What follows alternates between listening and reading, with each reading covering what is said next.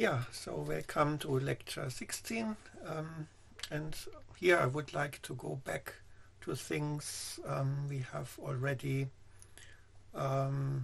covered in previous lectures, but I will extend it, and I will also make a bridge towards our current theme in the lecture, which is how should we have mathematical models that are connected to real-world data.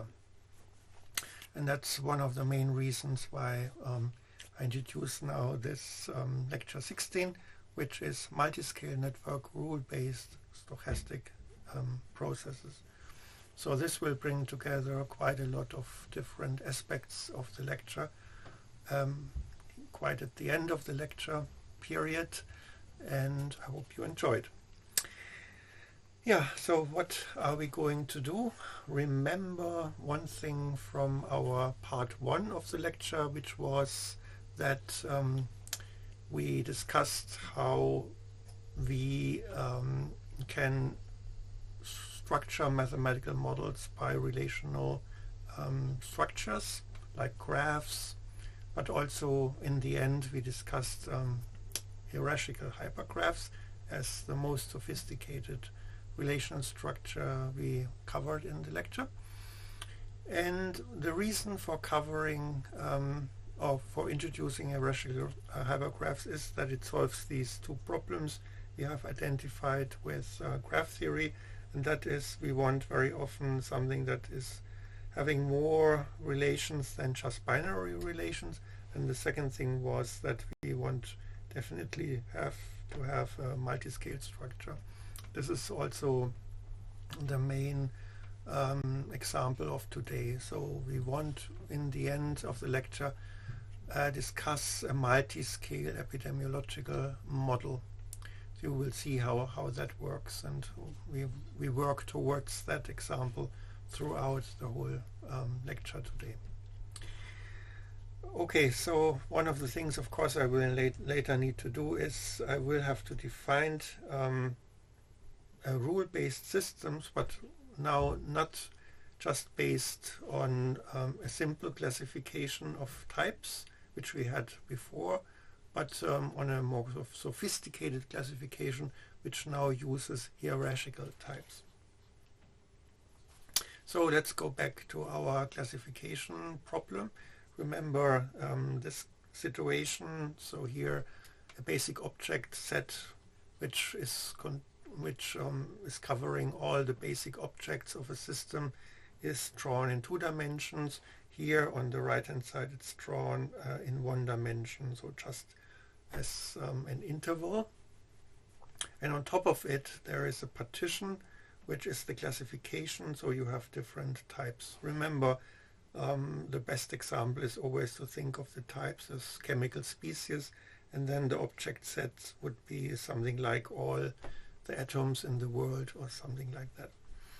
And then a membership would be described as this is, for example, the type oxygen, and then this these elements here would be all the atoms in the world that are oxygen atoms, and so on. So here in this example we have 6 types. And remember, that would be the classification which gives rise to a structural description of the system.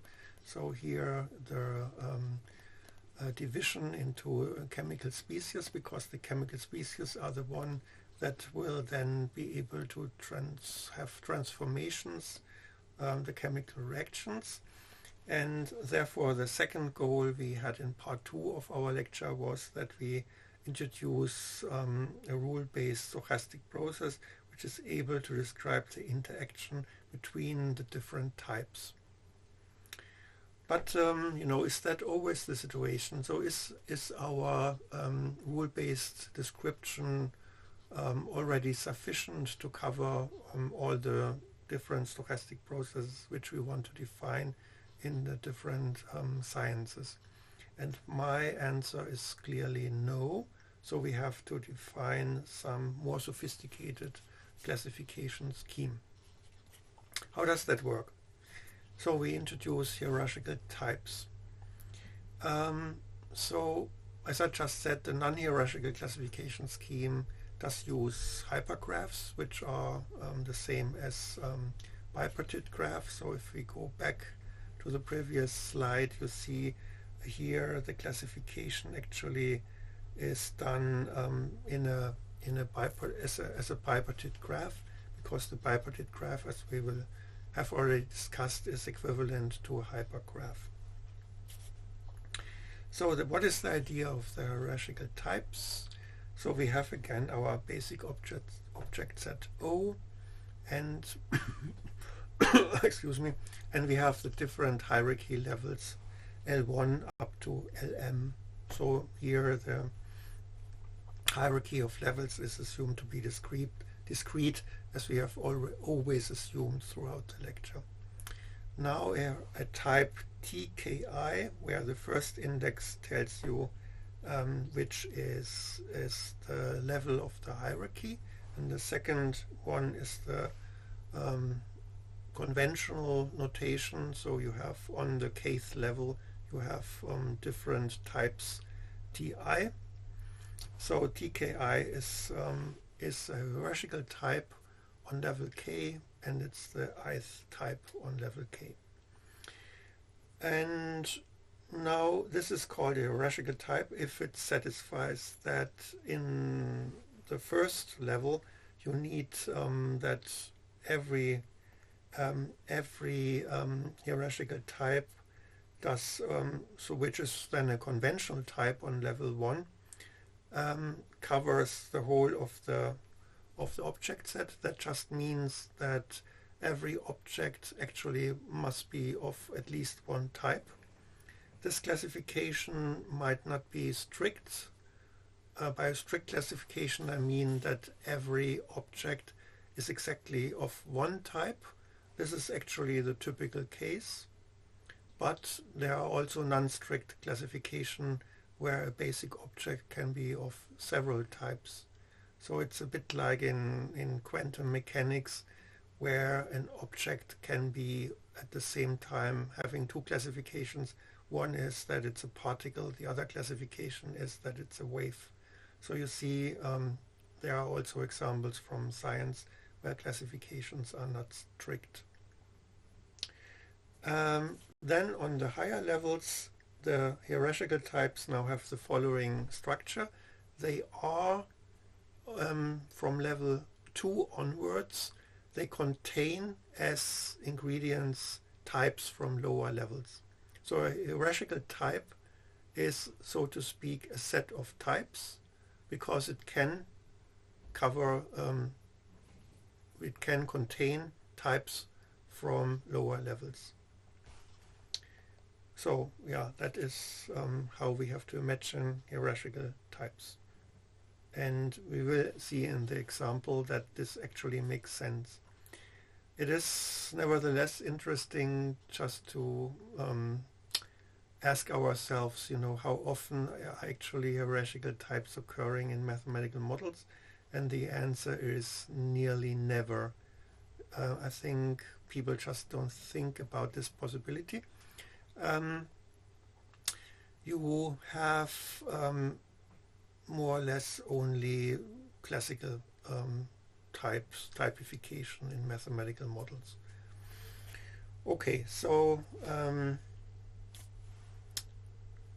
yeah, we want now to discuss the following problem, and that is, once you have introduced hierarchical types, the next step we have in mind is to define a stochastic process on these hierarchical types. So you will, if you think, for example, about the Gillespie algorithm, and that will also be the example we will use today, then you have to exactly know how many, at a certain fixed time t, say, you have to know exactly how many basic objects of a certain type are contained in that type. And because now these are hierarchical types, so that can mean, and because hierarchical types are types of types, so to speak, we have to we have to find a way how to count how many objects there are in a certain hierarchical type at a certain time t. For that, we introduce now hierarchical paths. Hierarchical path is a path going from a basic object through all the hierarchies towards a certain hierarchical type at a certain hierarchy level, say k. Yeah, so we use here this this path notation. A path is defined in an undirected graph as a sequence, an alternating sequence of vertices and edges, and these edges need to exist so that you can go along from vertex to vertex. And in our example of a hierarchy, we not only go from vertex to vertex, but at every step we go from one level of the hierarchy to the next level of the hierarchy. So a hierarchical path will be one that connects through a hierarchical path a certain hierarchical type to exactly one object in the basic object set, big O. Okay, and with that you can now define the type envelope. The type envelope of a hierarchical type TKJ is the set of all basic objects for which there exists a hierarchical path from O to TKJ. So this exactly solves our problem we asked before. So the number of basic objects that can be connected by a path to a certain hierarchical type defines exactly how many basic objects are in this hierarchical type. This is illustrated in the following figure. So we have here a hierarchical envelope. So here we can, for example, ask ourselves how many objects are there in here on a hierarchical type at level 4. And you see that in this case you can find a path from any of these objects towards this hierarchical type. So for example, this object here can use this path, and so it's contained in this type. Or this one can use this path and it's also contained in here. So you see, the higher up you go, the more objects you typically have in the hierarchy type. If you go to a lower level, let's say on level 1, so for example this type here at this point in time only has 3 objects, and that is this one, and this one.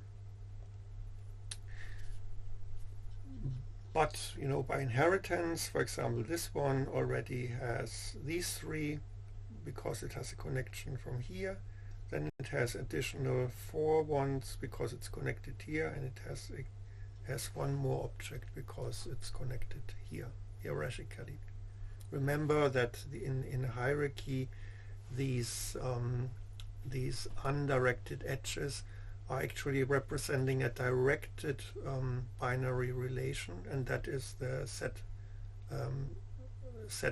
relation. So this indicates that this object here is an element of this type here. So it's really a set element relation. Okay, so we have answered how many objects there are, so we can actually define the stochastic process now very quickly. But let me just give you a quick connection between this typification hierarchy and hierarchical hypergraphs. It's actually already graphically obvious what the connection is. So remember that a hypergraph is describing ordinary classifications. So for example, all the complexes of a chemical reaction are defining a hypergraph because on the source and on the target side the complexes are a subset of the chemical species. So this defines a hypergraph. So you see already the connection between classification and the relational structure. And of course, if you have now hierarchical hypergraphs, then this is equivalent to a description by a hierarchical hypergraph. But we also know that the hierarchical hypergraph by itself is equivalent to an M-partite graph. We have covered that in one of the first lectures. Therefore, it's easier to describe hierarchical types with the help of an M-partite graph. So here you have an M-partite graph, which also can be interpreted as a hierarchical classification, where level 0 here would correspond to the basic object set, for example. Okay, so let's leave this and let's go now to hierarchical processes. Remember the following. So we have defined our rule-based system like that. So we have, let's say, how many rules in the system. This we keep as it is also for hierarchical processes. So there are many, we assume there are many rules, and each of the rule now can be formulated as a double sum, a formal double sum, and this is exactly what here equation or rule 1 is describing. So let's analyze this rule. The first observation should be that here, instead of just conventional types on the left and on the right of the rule vector, we have here hierarchical types. So we have here TLI, so this is going through all. So this rule in principle can go through all the levels of the hierarchy. So here is a sum from L equals 1 to M, and therefore if you write out this double sum, you see that types from all levels can contribute to this rule simultaneously. That's a very important fact to note, and therefore of course also the stoichiometric coefficients of this rule have to be hierarchy level dependent, and this we do by an upper index L, and this is exactly the same structure on the source side of the rule as for the target side of the rule. This is formally absolutely correct. So the question is, how can we find examples where this rule actually makes sense? And I hope I can convince you with my epidemiological example in a moment. Just formally, I wanted to show you this, that now we can, with the help of the hierarchical types, of course, define now the hierarchical processes just as we defined them before. So there is the only difference to the process we had before is that now we have these hierarchical types, and each of the rules has to have this double sum as we have just discussed. So that's the only difference. But it's a big difference nevertheless, because this now allows you to have an arbitrary hierarchy of variables, where variables can contain other variables inside them, because we already know that the types become also the variables in our stochastic processes or in our dynamical systems we derive from these rules. Okay, then of course, as before, we can have in principle different updates for the hierarchical process. And here we only focus, as we have done mostly in the lecture, to our stochastic update, and this will be a collision update by the Gillespie algorithm. So I refer you to the lecture where we have covered the Gillespie algorithm if you don't remember it at the moment. Now let's finally go to our example. So the goal of this example is to convince you that hierarchical types make sense in a lot of different sciences. So they should also make sense in epidemiology. We have already discussed many epidemiological rule-based systems. So you should easily now find out why this is helpful. So first of all, remember the SIR model. I think I don't need to spend much time on that. So in this case, we would have three types. I would like to make sure that you understand that these are disease types. So actually S, I, and R are internal states. That's how I would like to call them. So let's keep that in mind. So S, I, R are internal states of individuals. So here human individuals are of course the basic objects in this system description. Right, and also remember then the classical SIR model is here just given by two rules, where the second rule is just a recovery rule where the infected people recover and are completely immune, so they cannot be reinfected in this simple model. Okay, so let's take this basic infection process and discuss a more complex multi-scale situation. Let's assume we don't need to change the SIR model. So I'm sure you know that it can be changed easily. There are other disease states, for example, the E state, where E is for exposed, so that is you are, for example, already infected, but you are not infective yourself for some time. So then you would, for example, introduce this E state. But this is not what we have in mind, so we keep the SIR model as it is at the moment. We could, of course, extend it if we need to. It's not a problem. But let's just keep it for a moment for simplicity. So now, how do we introduce a multi-scale structure? The suggestion is now coming from the data. We know by now very well that in the COVID-19 pandemic, locations play an essential role. So we know that the highest risk of infection is at small spaces where there is a crowd of people together. There is no air circulation, for example.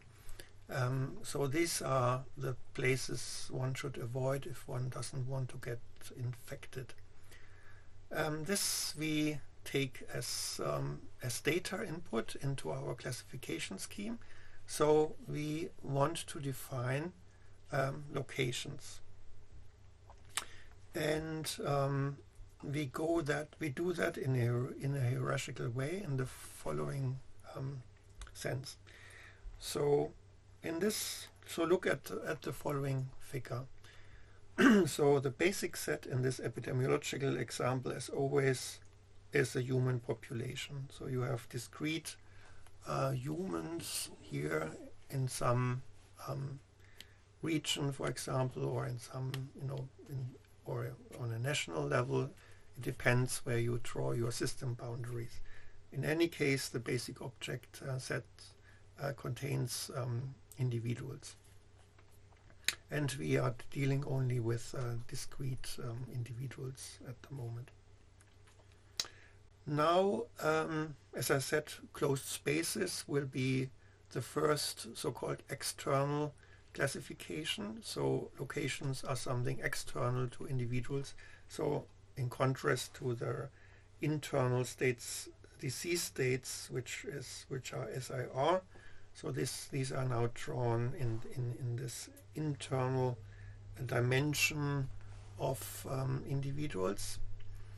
In contrast to that, the locations are external states, and so these are types which are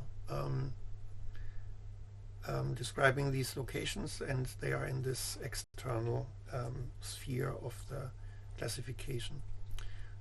And we start with the lowest level of residence times, or of places where individuals have positive residence time, so they stay there for some time.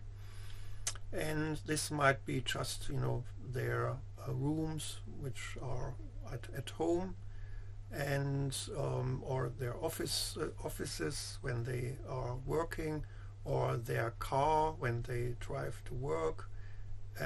So things like that. So these are relatively small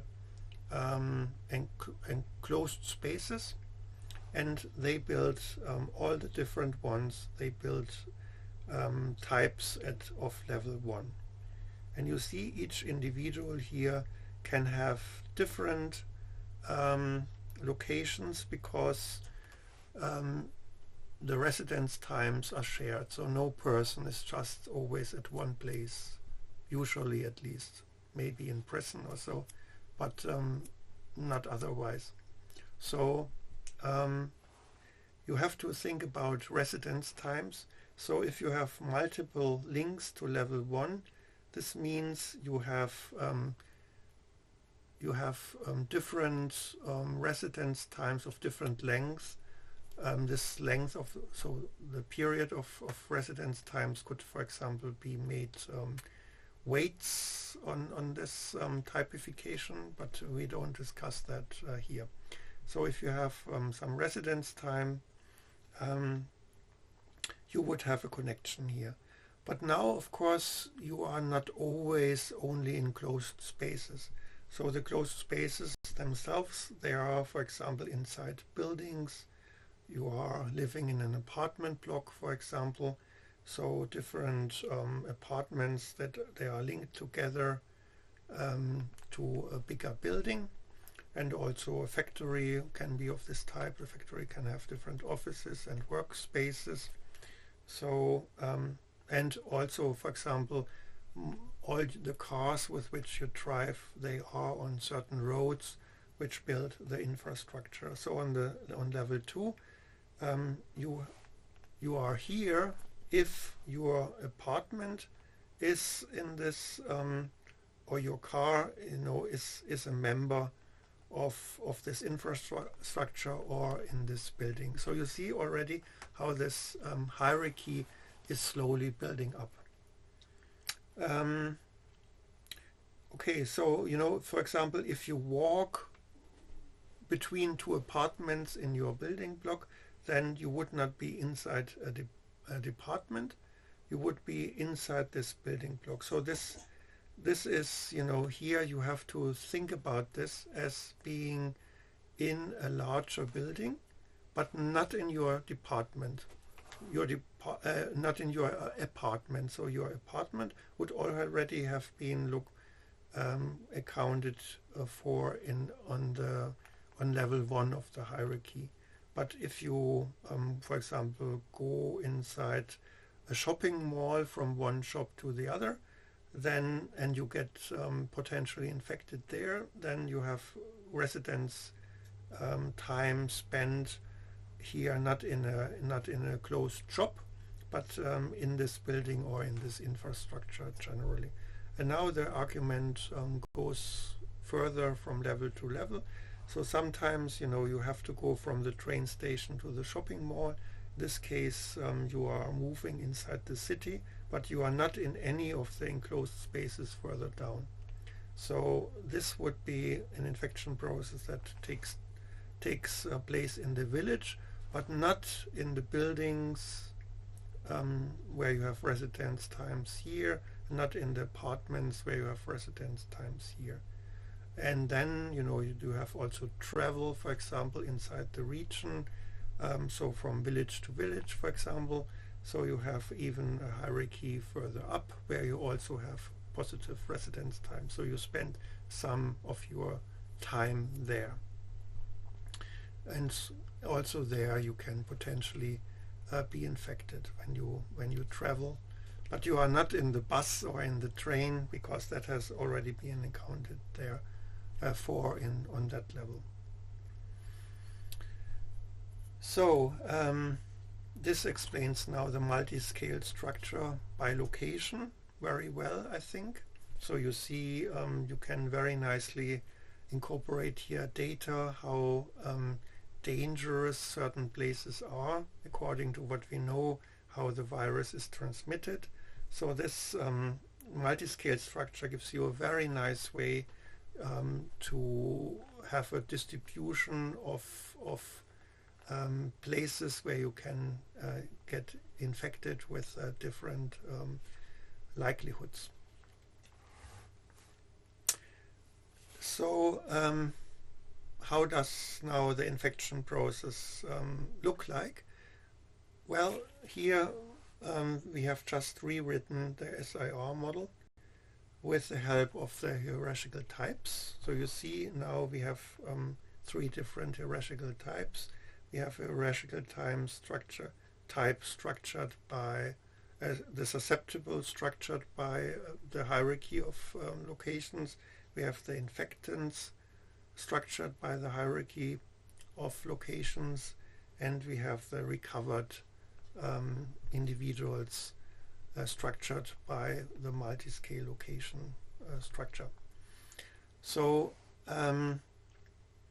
you are missing here the double sums, I hope, because if you remember, we have introduced the multi-scale hierarchical process by these double sums. So they are not taking part. This sum is taking part because we have here we have already introduced, for example, in the infection process, we have here 2 types. So 2 stoichiometric coefficients here are 1 on every level of the hierarchy. So look again at the rule. So you see here we have a susceptible, and here we have an infected person. But these are persons who have a certain positive residence time at a location at level L, and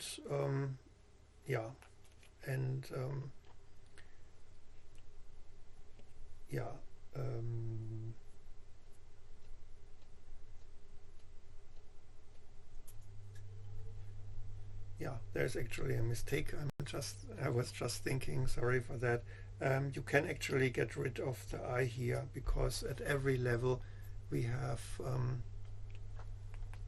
no, sorry. no, everything is correct. The I index, of course, goes through the different locations at level L, so it's absolutely needed. I was just thinking in the wrong direction. Okay, I think you understand it now. But you see, you don't have here a double sum, because actually every infection process still happens among individuals. And that means there is no parallel transition between different levels of the hierarchy. So every infection process just takes place at one level of the hierarchy, but potentially it can happen at every level of the hierarchy. So this explains you why here in this particular epidemiological example you have no double sum. But still, this is a multi-rule, so you have quite a lot of rules here, depending on how many, how you differentiate it between different locations at certain levels. So you can do this, of course, more in a rough way, so we have only very very few different locations you would take into account, or you have very many, then this would also result in very, very many such different rules. Okay, so of course locations is just one example. You can have different examples. So you can eventually even have a hierarchy of disease states. You can imagine that. If you go further and further into detail, if you have really data, for example, about preconditions of people, you might very well to work that out and even compare that with data. So it's just an example, but I think it's a convincing example, because there are data about where actually people get infected. And if you have this hierarchy, you can very nicely say, people are more infected usually at their apartments, at workplaces, at small closed spaces, or they are more infected when they travel between inside apartment blocks, or inside their factory they are working, or the company where they are working, things like that. So I think this explains you why in epidemiology you can also very nicely make use of hierarchical classifications. So let me come to the end of the lecture. We have introduced the hierarchical types. We have introduced hierarchical rules. We have seen that these hierarchical rules, which can have parallel transitions or updates between different levels of the hierarchy, define then the hierarchical processes. And finally, we have discussed in detail an example from epidemiology.